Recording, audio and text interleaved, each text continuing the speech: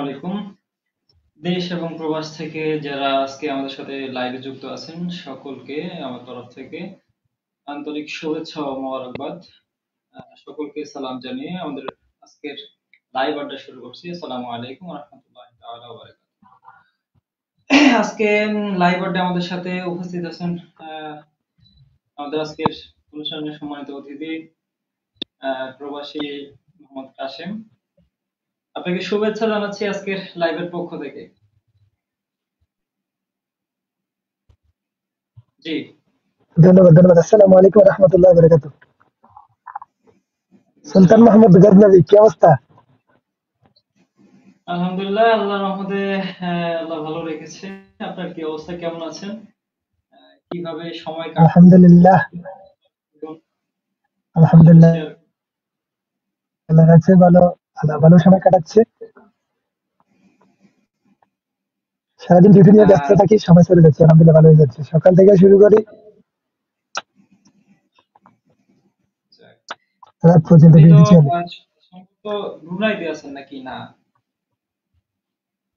জি, আমি ব্রুনেটে আছি এটা বাংলাদেশ থেকে আনুমানিক এখন। কতটুকু দূরে আমার আসলে জানা নাই, আপনার জানা আছে কিনা? কতটুক ধরে এই কাশি একটা দিলে শুনে যায়। এটা হচ্ছে এখানে সিঙ্গাপুর। সিঙ্গাপুর মধ্যে আমরা সিঙ্গাপুর যেমন মালয়েশিয়ার পাশে। সৌদি আরব, কুয়েত, কাতার এসব এটা দেশে মেবি, যেমন অনেক প্রবাসী থাকে, এখন ব্রুনাইতেও কি তেমন নাকি, না তার থেকে কম বা হাতে গোনা আমি কিছু? তো সর্বপ্রথম, এখন বর্তমানে অতটা বেশি না, আগে অনেক বেশি বাঙালি ছিল, এখন অনেক কমে গেছে। 2010-এ যখন 2012, 13, 14, 15 তো অনেক ছিল। ওরা আস্তে আস্তে কমে গেছে, বর্তমানে একটু পরিস্থিতি খারাপ, তাই সেজন্য লোক ছাঁটাই করে দিছে, পাঠাই দিছে। আর এখন ভিসা দিতে চায় না। ও, আচ্ছা, আচ্ছা। এমন তো, তো এই কেমন দেশটা হচ্ছে যাচ্ছে সিঙ্গাপুর মালয়েশিয়ার পাশে। হ্যাঁ, হ্যাঁ, হ্যাঁ। মালয়েশিয়াতে আপনার কি, বাংলাদেশ থেকে সিঙ্গাপুর আসতে 4 ঘন্টা লাগে, তারপর সিঙ্গাপুর থেকে বুনে আসতে 2 ঘন্টা, টোটাল 6 ঘন্টা। ডাইরেক্ট কোনো বিমান নাই। মানে ডিরেক্ট বাংলাদেশ থেকে যাওয়া যায় না, সিঙ্গাপুর হয়ে যেতে না হয় না নাকি না, এমন? এদেশে কোনো ডিরেক্ট কোনো ট্রানজিট করতে হয়। ও, সিঙ্গাপুর অথবা মালয়েশিয়া, আমি সবসময় সিঙ্গাপুর আসি, কারণ সিঙ্গাপুর এয়ারলাইন্সটা বেস্ট। পাশাপাশি দেশ। হ্যাঁ, 2 ঘন্টা লাগে, 2 ঘন্টা। ওটা তো সম্পূর্ণ মুসলিম কান্ট্রি। ওইটা তো মানে হ্যাঁ, মুসলিম। মুসলিম মধ্যে। অনেকেই দেখছে যে বাংলা বুনাই সম্বন্ধে, বুনাই সুলতান বিভিন্ন আইন নিয়ে বহুত কথা ইয়ে করছে। এটা তো ফেসবুক, ইউটিউবে সব ভাইরাল হয়ে গেছে আজ থেকে 3-4 বছর আগে। সবাই এটার বিষয়ে অবগত আছে। তা আপনি তো জানেন, আমি সবচেয়ে আশ্চর্যের বিষয় হচ্ছে যে আমি আজকে আমার একটা ভিডিও আপলোড দিছিলাম এটা বিষয় নিয়ে। আমি সর্বপ্রথম যখন বুয়েটে ড্রাইভিং লাইসেন্স করতে গেছি, আমার এই গাড়ি সম্বন্ধে কোনো কিছু জিজ্ঞেস করে নাই। আমার জিজ্ঞেস করছে যে গাড়ি উঠতে দোয়াটা কি, উঠলে কি দোয়া পড়তে হয়। আমি চমৎকার নিজে আসলে। হতভম্ব হয়ে গেছি। আমরা বিভিন্ন দেশে গেছি, আমি সৌদিতেও লাইসেন্স করতে গেছি, কিন্তু এরকম প্রশ্ন করে নাই আমার। কিন্তু বুয়েটে আমার এরকম প্রশ্ন করছে। তার মানে এখানে মোটামুটি আলহামদুলিল্লাহ আল্লাহর রহমতে ভালো ইয়েতে থাকা যায়, মানে নিরাপত্তার দিক থেকে মুসলমানরা এখন ভালো আলহামদুলিল্লাহ অবস্থানে। আলহামদুলিল্লাহ। আমি যেরকম শুনছি মালয়েশিয়াতে, মালয়েশিয়ার পাশে তো, মালয়েশিয়াতে অনেক ধরেন গ্যাং আছে, অনেকে অনেক সমস্যা করে, কিন্তু আলহামদুলিল্লাহ বুয়েটে এরকম কোনো কিছু পর্যন্ত আমার চোখের সামনে পড়ে নাই। আজকে আপনি কত বছর থেকে এখানে আছেন, বা মাশাআল্লাহ। আমি আজকে অনেক বছর থেকে, আমার বয়স যখন 14 শেষ হয়ে 15 বছর চলে, তখন আমি বুয়েটে আসছি। এখন বর্তমানে আমার 28 বছর শেষ হয়ে গেছে, 29-এ। দীর্ঘ কিন্তু একটা আমি তিন সময় পার বছর ছিলাম না, কিন্তু আবার 3 বছর মাঝখান দিয়ে 3 বছর ছিলাম না। আমি 2020 সালে চলে গেছি, আবার 2023 সালে ঢুকছি। বরাবর একবারে 3 বছর পর, পাক্কা 3 বছর পর আমি বুয়েটে ঢুকছি। একটা মানে আসলে, আমি 2020 সালে 12 ডিসেম্বর আমি বুয়েট থেকে বের হয়ে গেছি। আমি এবার 2023 সালে 12 ডিসেম্বর আবার বুয়েটে ঢুকছি আমি। ও, আচ্ছা, আচ্ছা। তার মানে এই 3 বছর আপনি বাংলাদেশে ছিলেন নাকি? না, মাঝখান দিয়ে আমি 14 মাস সৌদিতে ছিলাম। সৌদিতে ছিলেন? যাক মাশাআল্লাহ। তো আপনার তো রিসেন্টলি সম্ভবত গেছেন। কয় মাস হলো এখন? বুঝি নাই, কথাটা ক্লিয়ার বুঝি নাই। মানে আপনি যে ব্রুনাই গিয়েছেন, মাঝখানে যে একটা ব্রেক ছিল, এখন গেছেন আপনার কয় মাস হয়েছে বা কয়দিন হয়েছে? 7 মাস হয়ে গেছে অলরেডি। 7 মাস, তার মানে অনেকদিন, কিছুদিন পরে তো 1 বছর পার হয়ে যাবে। হ্যাঁ, সময় কোন জায়গা দিয়ে চলে যেতেছে, কিন্তু স্বপ্নগুলো এখনো পূরণ হচ্ছে না। এটাই প্রবাস।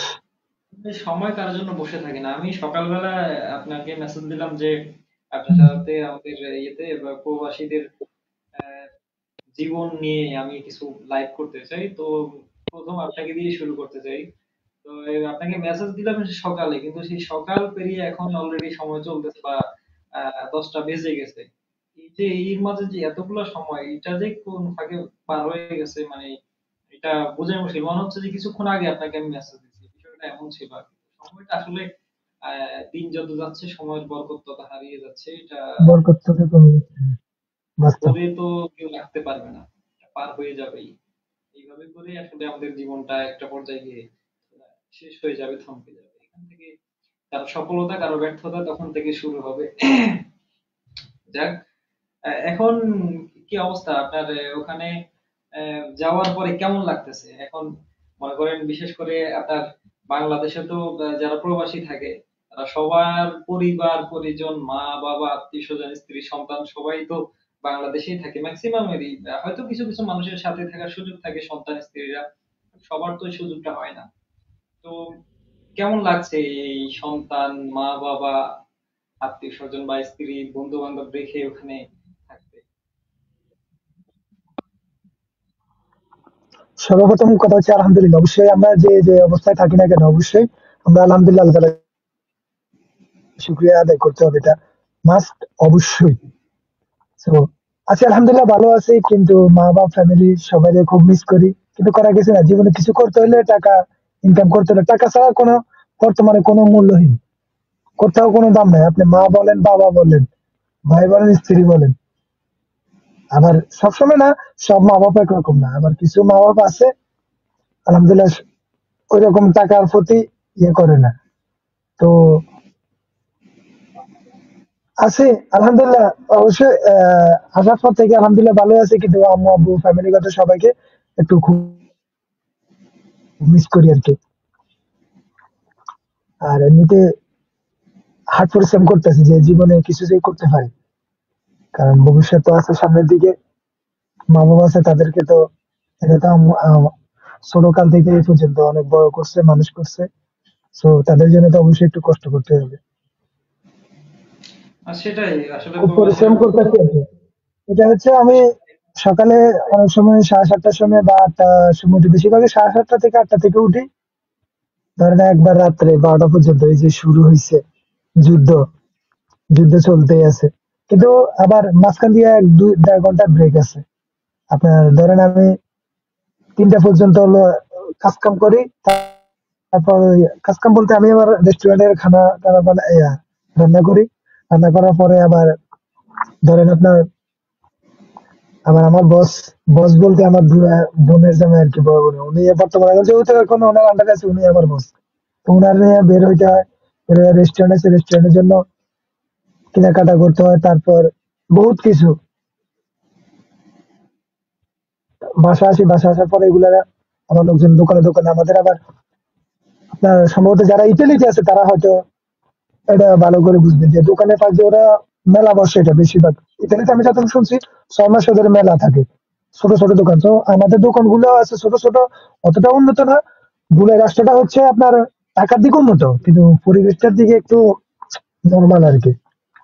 তো আমরা রাস্তার পাশে ছোট ছোট টিনে আমাদের অনেক দোকান আছে, আবার ধরেন না টাইলস দিয়ে করানো, আর অনেকগুলো আছে টিন দিয়ে। তো আমাদের যে দোকানটা, আমাদের ইন টোটাল 5টা দোকান আছে। দোকানের মধ্যে আমি যে দোকানে ডিউটি করি, ওই দোকানটা একটু সবচেয়ে থেকে হাই সেল হয়। বা ওইটা সবচেয়ে থেকে পুরানো দোকান, ওইটা 2012 সালে খুলছে। আর সবগুলা ধরেন 2018 সাল থেকে শুরু হয়েছে। আস্তে আস্তে আস্তে আস্তে বাচ্চা যেরকম বাচ্চা হইতে থাকে, 2 বছর 3 বছর হচ্ছে, সেরকম আমাদের দোকানগুলো এরকম আছে আর কি। তো লং ডিউটি করে 3টা পর্যন্ত লোকজন নামাই দিই, তারপর 1-2 ঘন্টা রেস্ট করি। করার পরে আবার 6টা থেকে 6টা বলতে বাংলাদেশ সময় 4টা, আমাদের এখানে 6টা থেকে শুরু করে রাত 12টা পর্যন্ত। এই যে মাত্র এখন 12টা 16 বাজে, লোকজন নামাই দিচ্ছি, আপনি বলছেন ইনভাইট করছেন লাইভে আসার জন্য, কয়টা খাওয়া দাওয়া করে বের হয়ে চলে আসছি, কারণ রুমে বসে কথা কওয়াটাও সম্ভব। পাশের লোকজন আছে, ওরা ঘুমাইতে হবে, তাদের আবার সকালে রেডি আছে। আমার আবার আগামীকালকে 7টার সময় উঠতে হবে, সকাল ভোর ভোর 8টার সময় একটা অর্ডার আছে। সব মিলে খুব পরিশ্রম করে আর কি। না সেটাই আসলে তো পরিশ্রম পরিশ্রম। করি যে এটা না যে পরিশ্রমের ফল পাচ্ছি, আলহামদুলিল্লাহ, সেটা পরিশ্রমের ফল পাচ্ছি আলহামদুলিল্লাহ।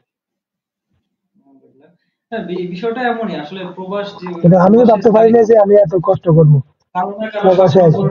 পূরণ। যেখানে যেখানে যেখানে আমরা,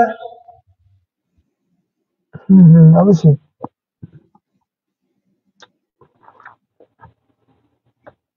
আমার আমার কথা সম্ভবত অনেক পরে যাচ্ছে নাকি? আর সর্বাধিক হচ্ছে এখানে আলহামদুলিল্লাহ চলাফেরার দিকে বুনাই শহরটা অনেক, হয় একটু লেটে আসে,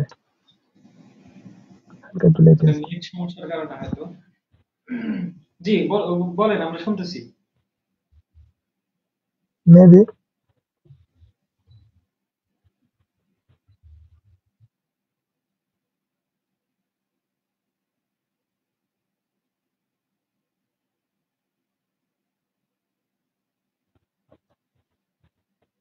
হ্যালো, হ্যাঁ, আমার আমরা কথা কি শোনা শুনতেছি। যাচ্ছে? হুম। হ্যাঁ, শুনতেছি। তো আর বুনে শহরটার দিকে সবচেয়ে থেকে আমার এটাই ভালো লাগে যে চলাফেরার দিকে একবারই কোনো সমস্যা হয় না, একবারে স্বাধীনভাবে উন্মুক্ত ভাবে, যেটা আমাদের বাংলাদেশেও চলা যায় আলহামদুলিল্লাহ, কিন্তু আমাদের বাংলাদেশে কিছু ইয়ে আছে, ওগুলা নিয়ে আছে, থাক ওগুলা, ওটা হচ্ছে সব দেশ তো আর একরকম না। কিন্তু অন্য অন্য দেশ থেকে, আমি সৌদিতে ছিলাম, সৌদি থেকে আলহামদুলিল্লাহ এই দেশটা অনেক ভালো লাগে, চলাফেরা সর্বদিকে খুব ভালো লাগে। না সেটাই, কোন দেশের যদি সিস্টেম জায়গাটা যদি স্বচ্ছ থাকে, উন্নত থাকে, তাহলে ওই দেশের বিষয়গুলো এমন থাকে, স্বাভাবিক বিষয়। আর কোন দেশের নিয়ম শৃঙ্খলা যদি ওই দেশের নাগরিকরা যদি না মানে, অথবা উপরে যারা বসে থাকে তারা যদি ওইরকম না হয়, সেক্ষেত্রে ওই দেশের বিশৃঙ্খলাটা হওয়া স্বাভাবিক। এটা যে বিষয়টা বলছিলাম কারণ আসলে, প্রবাসে মানুষ যায় তো, যায় আসলে একটা উদ্দেশ্য নিয়ে, যে হয়তো কারো না কারো স্বপ্ন পূরণের জন্য, যে আমার বাবা মা সন্তান স্ত্রী তারা যেন একটু ভালো থাকে, তাদের জন্য একটু ভালো অবস্থান তৈরি হয়, ওইটা ক্রিয়েট করার জন্য আসলে প্রবাসে জীবনে মানুষ পাড়ি দেয়। যেটা কষ্টের, খুব কষ্টের জায়গা। যেটা আমি কিছুটা হলেও ফিল করতে পারি হয়তো, যদিও আমি প্রবাসী না, বাট আমি জীবিকার তাগিদে আমারও ঢাকা শহরেই থাকতে হয় ম্যাক্সিমাম সময়। বিশেষ করে আজকে অনেক বছর থেকেই আমি গ্রামে খুব একটা যাওয়ার সুযোগ হয় না আমার। হয়তো কোনো কোনো সময় 6 মাসে একবার, কোনো সময় দেখা যায় যে 1 বছর, এই যে ইদানিং 1 বছর হয়ে গেছে আমি কোরবানি শেষ হয়েছে, 1 বছর হয়েছে আমি বাড়িতে যাওয়ার সুযোগ হয় নাই, যে কোনো পারিপার্শ্বিক বিভিন্ন কারণে হতে পারে সেটা, ব্যবসায়িক বা বিভিন্ন কারণ হতে পারে। তো আসলে কিছুটা বুঝতে পারি যে আসলে পরিবার পরিজন মা বাবার রেখে দূরে থাকাটা যে কি কষ্টকর। বিশেষ করে আমি যখন ছোট ছিলাম একটা সময় চিন্তা করতাম যে যে গ্রাম আছে, গ্রাম ছেড়ে কখনো কোথাও যাওয়া যাবে না।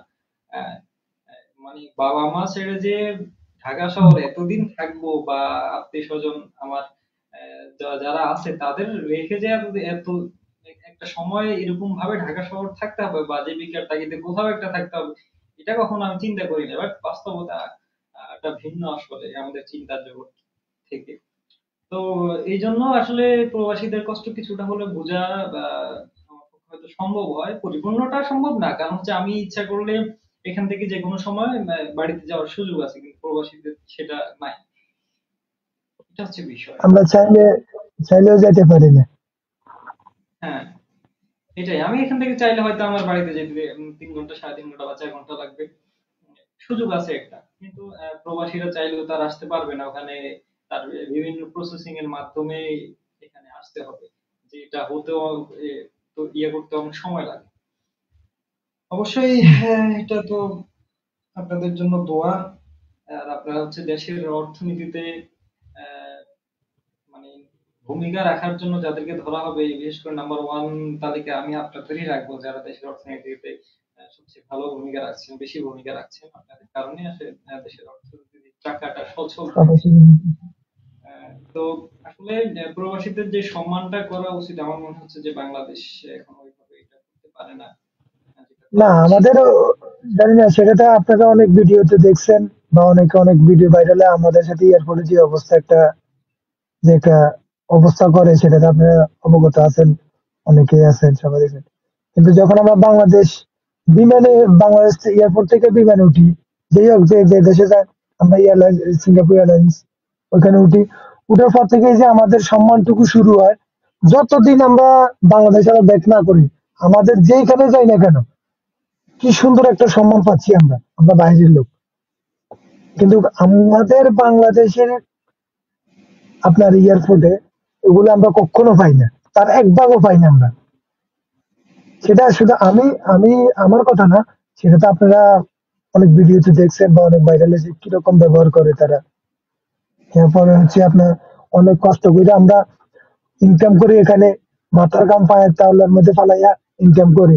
টাকা পয়সা ইনকাম করার পরে মানুষের পরিবার ছুটিতে যাওয়ার পরে কিছু কেনাকাটা করে, অনেক সময় লাকেজ কাইটা ব্যাগ কাইটা অনেক কিছু নিয়ে যায়। দেখেন আমাদের বাংলাদেশে কিন্তু এটা এ পর্যন্ত আসলে আপনারা দেখছেন যে অন্য অন্য কোথাও কোনো রাষ্ট্রে এরকম হয়েছে? কোথাও নাই এমন, এটা অবশ্যই একটা সিস্টেমের সমস্যা। আসলে সিস্টেমটা যদি উন্নত হুম। করা যায় তো খুবই ভালো, বিশেষ করে আমাদের যারা প্রবাসী ভাইরা রয়েছেন।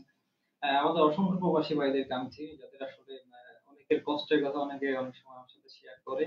আসলে সেই থেকেই চিন্তা করা যে যারা প্রবাসী আছেন বা আমার পরিচিত বা আহ, আমার এই সার্কেলের মধ্যে যারা আছেন, তাদেরকে নিয়ে একটু তাদের দুঃখ কষ্ট গুলো একটু শেয়ার করা, মানুষকে একটু জানানো, ওই মাথা থেকেই মাথায় যখন ওই চিন্তাটা আসছে, তখন থেকে সিদ্ধান্ত নিলাম যে আমার ব্যক্তিগত যে পেজ আছে, এখানে আমি তাদের সাথে একটু কথা বলি, আড্ডা দিই।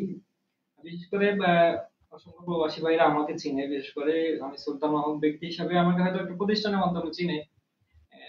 যে জাজিরা ফুড নামে আমাদের একটা প্রতিষ্ঠান আছে, ওটার মাধ্যমে অসংখ্য প্রবাসী ভাইরা আমাকে চিনে ওখান থেকে। হ্যাঁ, হ্যাঁ। তো চিন্তা করলাম ওইভাবে, এটাই। যেহেতু তারা অনেক সময় এইখান থেকে তাদের দুঃখ কষ্টের কথা মাঝে মাঝে শেয়ার করে যে ভাই এই অসুবিধার মধ্যে আমরা থাকি, এই সময় খারাপ লাগে। তা আপনার মানে সবচেয়ে খারাপ লাগার বিষয়টা কি, ধরেন দেশ থেকে যাওয়ার পরে মানে কোন জিনিসটা আপনার সবচেয়ে বেশি খারাপ লেগেছে? খারাপ তো সবকিছুর জন্য, সবকিছুর জন্য ফ্যামিলি, বিশেষ করে ফ্যামিলি। অবশ্যই এটা যখনই সবচেয়ে খারাপ লাগে যে এটাই যে যখনই ফ্যামিলির কথা মনে পড়ে, মন চাইলে যাইতে পারি না, যে এখনো ছুটে চলে যায় কিন্তু পারি না। যখনই প্রত্যেক দিনে তো ফ্যামিলির কথা মনে পড়ে, মাঝে মাঝে এমন ভাবে পড়ে যে চোখের পানি বাইর করতে চাই না, এমনিতেই বের হয়ে যায়। এটা স্বাভাবিক, এটা আমিও কিছুটা বুঝি। আমরা যখন মাদ্রাসায় বোর্ডিং এ থাকতাম ছোট অবস্থায়, তখন এক মাস পর পরে আমাদের ছুটি হতো। তো এই এক মাসের যে একটা লং ডিস্টেন্স, এর মাঝে মানে প্রায় সময় মন চাইতো যে একটু বাবার সাথে দেখা করি, মার সাথে দেখা করি, নানার সাথে দেখা করি। তো তখন আর তেমন সুযোগ, যেহেতু মাদ্রাসায় পড়ালেখা করা লাগতেছে, এক মাস পরে ছুটি, এর মাঝখানে তো সুযোগটা দেওয়া হয় না। তখন প্রায় সময় আমি আমি ব্যক্তিগতভাবে আমি প্রায় সময় কান্নাকাটি করতাম, মানে নিজে নিজে একা একা যখন রাত্রে ঘুমাইতে যেতাম। ঘুমানোর এমনি তো পড়াশোনার অবস্থা তখন একটু বেশি মনে পড়ার সুযোগ থাকে না, যেহেতু তখন একটা কাজের মধ্যে ব্যস্ত আছি। আপনি দেখবেন যখন আপনি একটা কাজের মধ্যে ব্যস্ত থাকেন, তখন কিন্তু মানে পারিপার্শ্বিক বিষয়গুলো খুব একটা মনে পড়ে না। কিন্তু আপনি যখন একা হয়ে যাবেন, তখন কিন্তু খুব ভালোভাবে এই বিষয়গুলো মনে পড়ে। তখন মানে আমি ঘুমানোর সময় অটোমেটিক্যালি প্রতিদিন আমার চোখ দিয়ে পানি, মানে হ্যাঁ সেটা পানি বাস্তব যে সকাল থেকে আমি এই যে ব্যস্ততার মধ্যে কেটে যায় সময়টা, যখন এই যে আমি 12টার সময় ধরেন, বেশিরভাগ 11টা 40 12টা এদের সময়, বাংলাদেশ সময় 9টা 40 বা অথবা 10টা, যখনই বাসায় আসি তখন একা খাওয়া দাওয়ার পরে যখন শুইতে যাই, এই যে ফ্যামিলির কথা মনে হয়ে যায়। বেশিরভাগ ওই সময়টাগুলো। সো তারপরে ঘুমাইতে ঘুমাইতে রাতে ২টা ১টা বাজে। নরমালি তো ২টার আগে তো ঘুম আহে না। ২টার উপরে হয়ে যায়। কারণ টেনশন ফ্যামিলিতে কখন টাকা পাঠাবো, মাস শেষ হইব কখন। এরপরে হচ্ছে ফ্যামিলির যে বাড়িতে ছিলাম ওই স্মৃতিগুলো শুধু মাথার মধ্যে ঘুরে। যে আম্মু আব্বু ফ্যামিলির সাথে সবার সাথে দুষ্টামি কথাবার্তা। যে আম্মু ডাকে, এই কাসেম খাবি না? আম্মুর ডাকটা সবসাথে খুব মিস করে। না আসলে মা তো মা হয় না। আমি যখন বাড়িতে থাকি তখন মানে সবসময় খাওয়া দাওয়ার ক্ষেত্রেই মা একটা ডাক দিবেই। মানে এটা তাদের একটা কমনীয় থাকে যে খাওয়া দাওয়ার জন্য, অথবা এই যে মাঝে মাঝে যখন ফোন দিয়ে কথা বলি তখন এই অনেক সময় চিল্লাচিল্লি করে যে তুই তো খাস না ঠিক মতো, এইভাবে খাওয়া দাওয়া কর, ভাত খা বেশি করে, এই মানে এগুলা মাঝে মাঝে খুব মনে পড়লে অনেক কষ্ট হয়। যদিও আমার পরিবার এখানে আবার বাবার সেজন্য কথাগুলো একটু খুব মনে পড়ে। বাবা ফোন দিয়ে বিশেষ বলবে, এই কয়টা বাজে এখনো বাসায় আসবি না?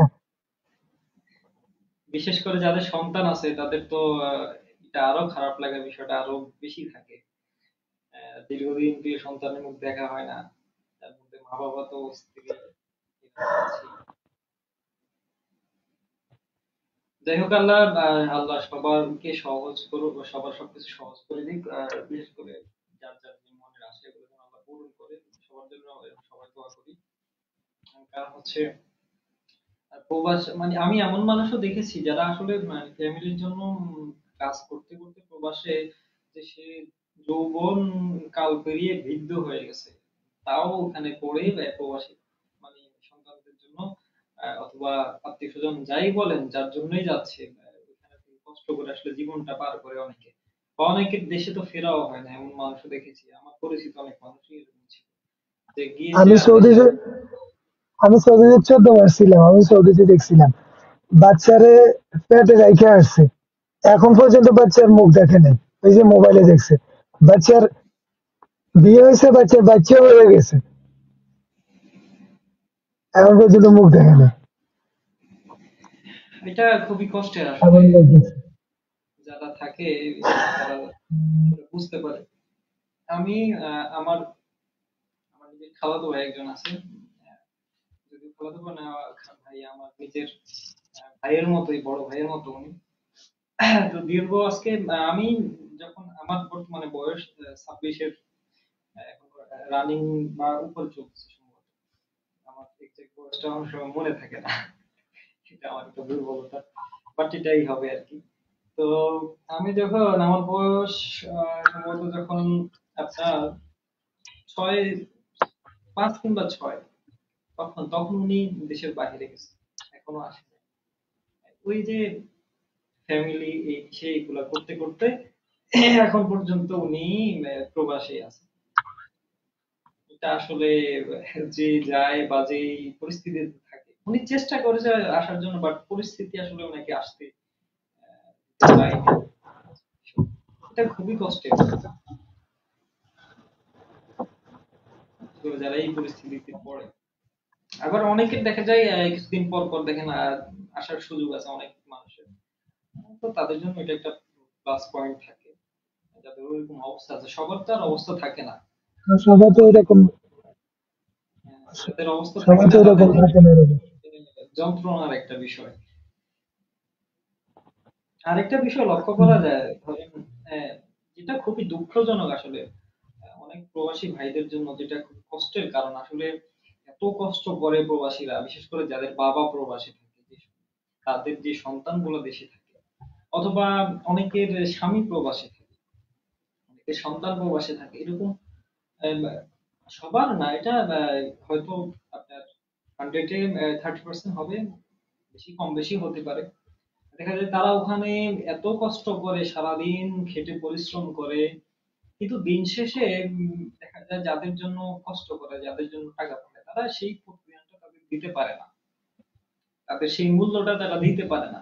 বিশেষ করে ছেলে মেয়েদের দিকে যদি আপনি তাকান, আপনি এই বিষয়টা যেহেতু আপনি এখনো বৃদ্ধ হন নাই, এখনো যুবক আছেন, এই বিষয়টা ভালো মতো আপনি বুঝবেন যে এখনকার ছেলে মেয়েরা, অধিকাংশ ছেলে মেয়েরা দেখবেন যে যাদের বাবা প্রবাসে থাকে, এরা দেখবেন এদের চলাফেরা অন্যরকম থাকে। মানে বাবা এদিকে কষ্ট করতেছে, সে এদিকে টাকা উড়াচ্ছে, মানে কিভাবে যে চলতেছে, মনে হচ্ছে যে কোনো মানুষ না বন মানুষ, এরকম একটা অবস্থা। মানে সারাদিন হয় ফেসবুক, টিকটক, এরপরে হচ্ছে ইউটিউবের দিকে না গেলাম, ফেসবুক টিকটকে এগুলাতে শর্ট ভিডিও তৈরি করবে, রিলস এই বানাবে, দুটোই বেশি আসে। দিবে, নাচানাচি করবে, এবং কি আপনার অসামাজিক বিভিন্ন কাজে লিপ্ত হয়ে যায়।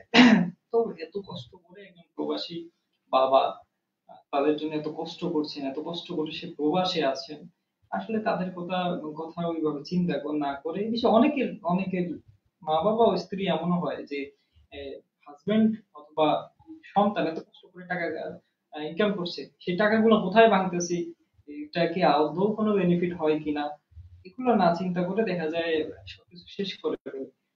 পরিশেষে যখন উনি আসে তখন আর এগুলো পায় না, ওগুলো পায় না।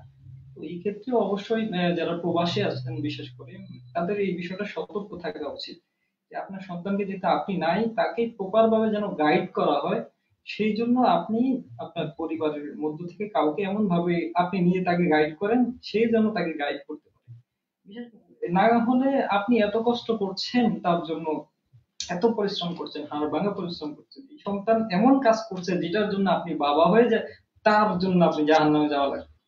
তো আসলে তো তখন তো আর কোনো লাভ নেই, আপনার জন্য অনেক কষ্ট। সেগুলো এমন দাঁড়ায় আরকি। তো এই ক্ষেত্রে আমার মনে হচ্ছে যে প্রবাসীরা অনেক সতর্ক থাকা উচিত। আপনার কি মন্তব্য এই বিষয়ে? আমি আপনার কথা একমত আছি, এটা বাস্তব। আমি অনেকগুলো এরকম চাক্ষুষ প্রমাণ আমি নিজে চোখে দেখছি যে বাবা অনেক কষ্ট করে অনেক শ্রম দিয়ে অনেক টাকা পয়সা ইনকাম করে, কিন্তু ছেলে মেয়ে কিভাবে চলাফেরা করতেছে, যেটা অসামাজিক বিষয়, সামাজিকের মধ্যে পড়ে না। অবশ্যই এটা আপনি যেটা বলছেন এটা আপনার সাথে আমি সহমত, একমত, যে বাবা কষ্ট করে এত কষ্ট করে বাইরে টাকা ইনকাম করতেছে, অবশ্যই তার স্ত্রী বলা দরকার, যে সন্তানের মারে বলা দরকার যে আমার ছেলে কোন পথে চলছে, কোন পথে টাকাগুলো ব্যয় করতেছে।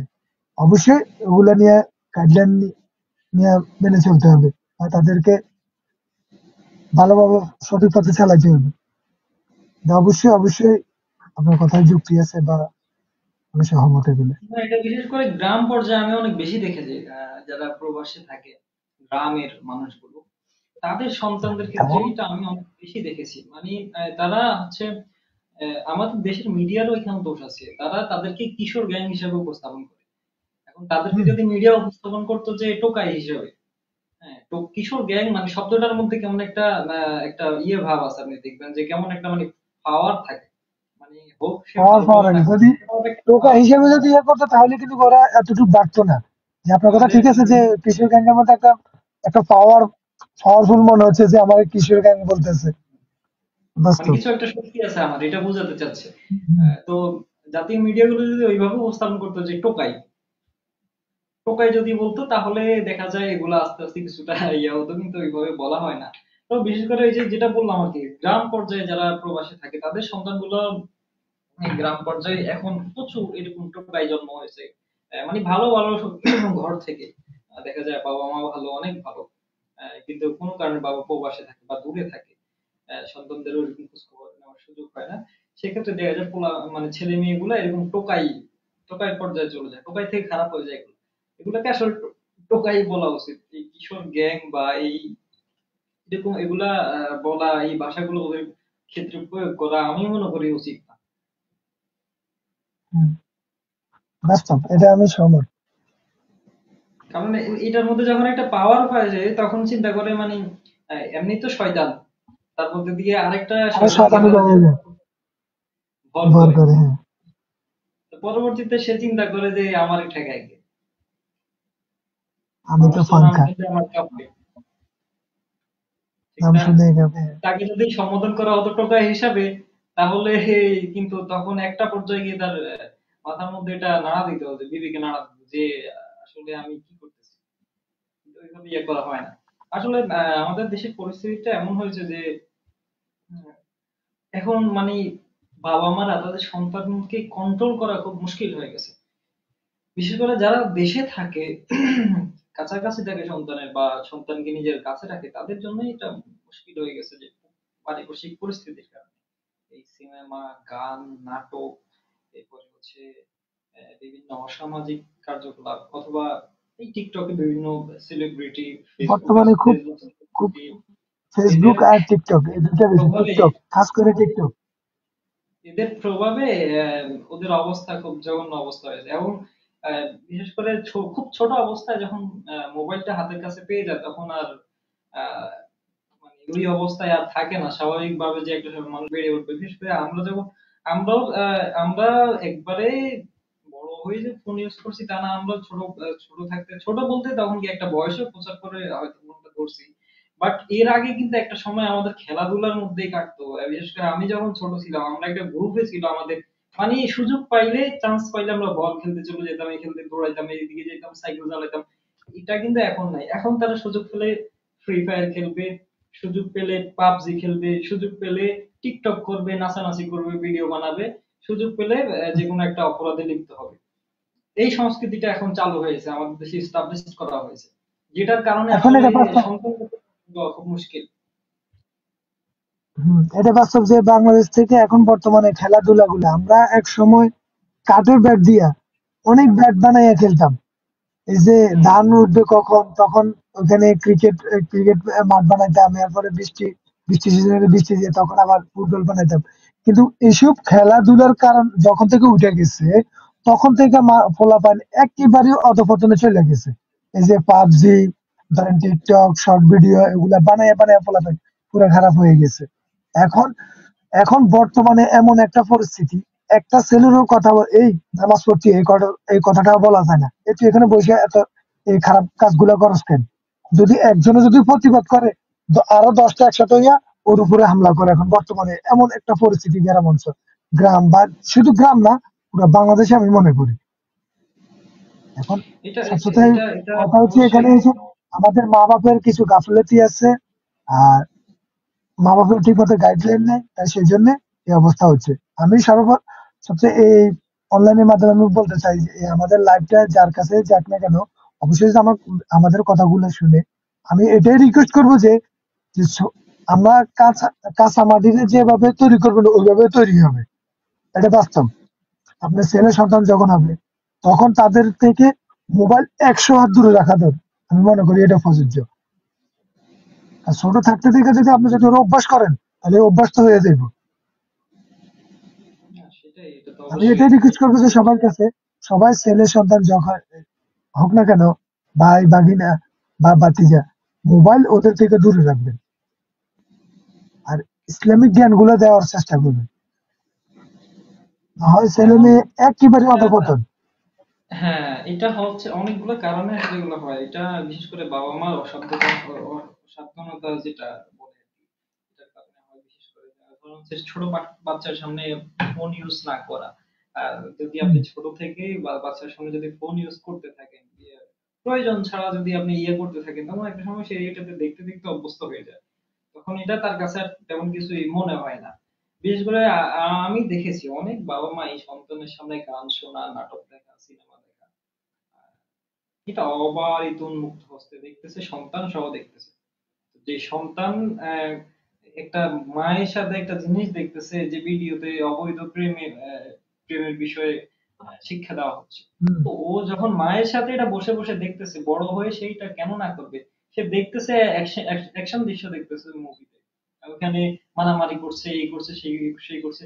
তার মাথার মধ্যে অটোমেটিক্যালি একটা জিনিস ঘুরে যে আমিও এরকম মারামারি করতে পারলে আমার ভালো লাগতো, মানে মনের মধ্যে এরকম একটা তৈরি হতে হতে একটা পর্যায়ে বড় হতে যখন যায়, তখন এরকম টোকাই কমিটির সভাপতি হয়, সেক্রেটারি হয়, যেটা বলে আর কি।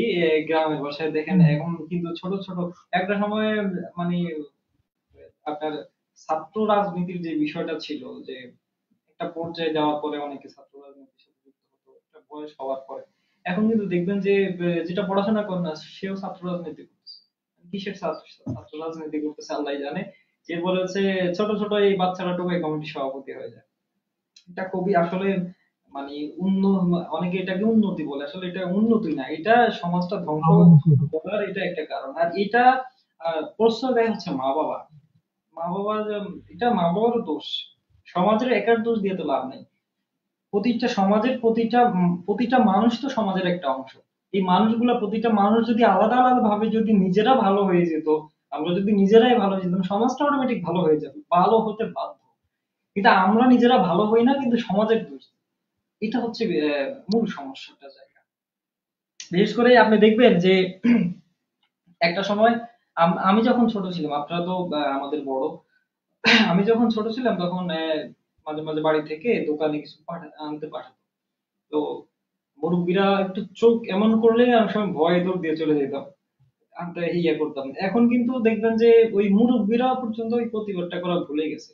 ভুলে যাওয়ার কারণেই আসলে এই বিপর্যয়টা নেমে এসেছে, যে একটা পর্যায়ে যখন ছেড়ে দিছে যে আমারটা তো করতেছে না, মানে অমুকের সন্তান করে, আমার সন্তান তো করে না, এখন করতে করতে এই অবস্থাটা আমার এই পর্যায়ে। আমারও কথা হচ্ছে এটা যে এখন বর্তমানে প্রতিবাদ করবো কিভাবে? প্রতিবাদ করতে গেলে তো মুরব্বির উপরে হামলা আছে।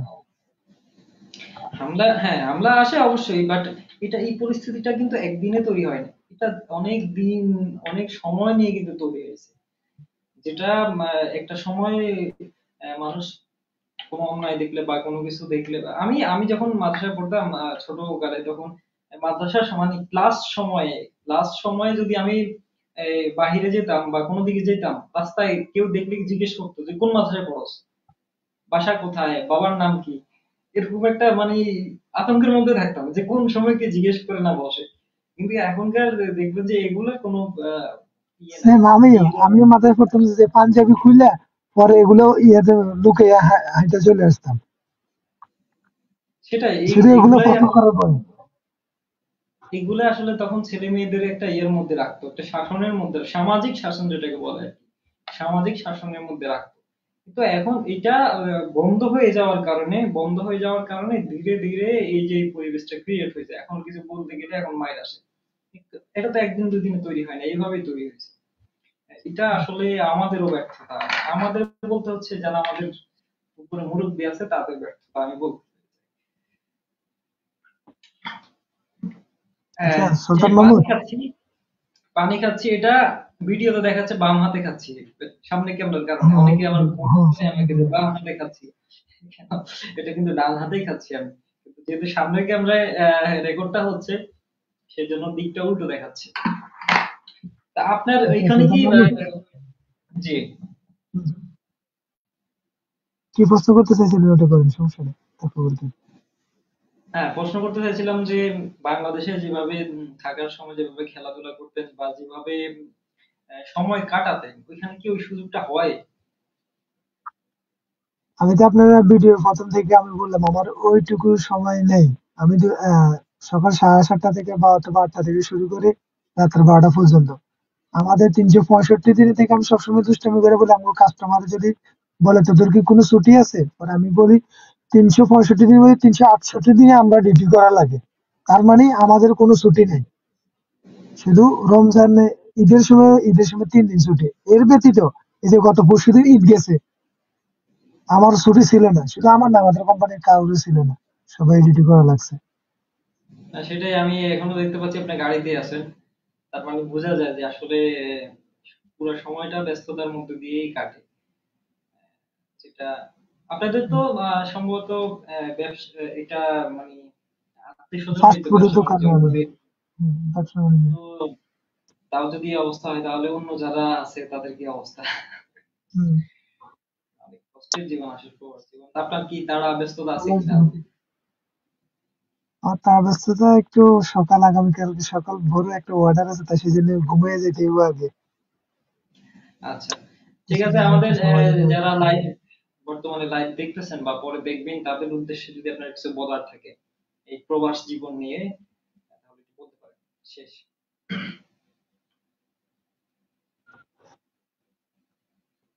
প্রবাস জীবনে আমি একটাই কথা বলবো, যখনই প্রবাসে আসেন না কেন, টাকা যখন ইনকাম করবেন তখন ধরে রাখার মতো চেষ্টা করবেন।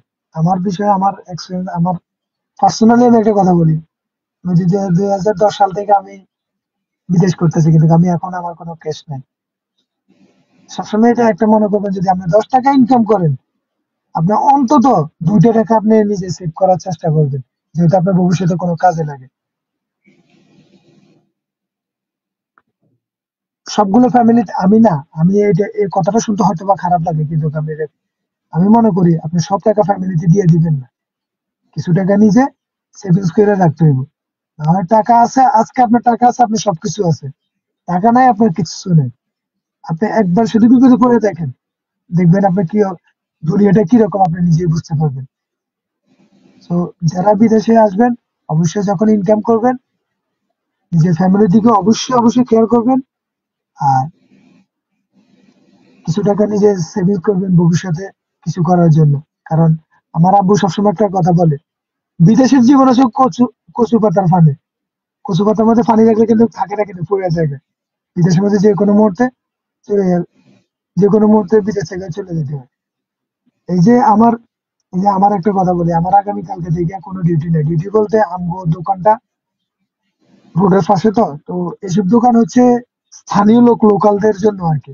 তো আমাদের নোটিশ দিয়ে দিছে যে ২৭ তারিখ পর্যন্ত আমাদের লাস্টের সবগুলা দোকান বন্ধ করে দিতে হইবে। সো আমি সংক্ষিপ্ত করে বলি, পুরো বলবো না, কারণ হাতে সময় নেই। সো আমাদের মালিক যে দোকানের মালিক যে, ওরা সবাই ওদের আইডেন্টি কার্ড দিয়া সবাই একটা চিঠি লিখছে উপরে আপনার হচ্ছে সরকারের কাছে, যে আমাদের দোকানগুলো দেন না ভাঙা হোক, আমরা এটা আমাদের রিজিকের ব্যবস্থা হচ্ছে, এখানে আমরা বিক্রি করে আমাদের সংসার চলতেছে। তো আপনারা যদি এগুলা যদি বন্ধ করেন তাহলে আমরা যাবো কই? তো এগুলো নিয়ে একটা দিছে, যাই হোক। তো এগুলো নিয়ে হচ্ছে কাজটা আছে, আমরা তো বাইরের লোক, আমাদের জন্য এটা বৈধ না। বৈধ আবার বৈধ না, বেশিরভাগ এগুলো হচ্ছে এদেশের লোকালের জন্য। তো কালকে থেকে আমাদের আর ডিউটি নেই, আমাদের ৩ জন। আমার ডিউটি আছে আলহামদুলিল্লাহ, আমি তো ড্রাইভ করতেছি, প্লাস আমার বিভিন্ন কাজ করা লাগে। আমি একে তো রান্না করার লাগে, দ্বিতীয়ত হচ্ছে ড্রাইভ করে বাজার কেনাকাটা করার লাগে, তারপর আবার রাতের বেলা দোকানদারি করা লাগে। ৩-৪টা আমি নিয়ে আসি আলহামদুলিল্লাহ। তো কালকে থেকে আমার দোকানদারি নাই। এই যে এখন শুধু এখন আমার নাই, কিন্তু অন্য লোক আরো আমার সাথে আরো ২ জন আছে।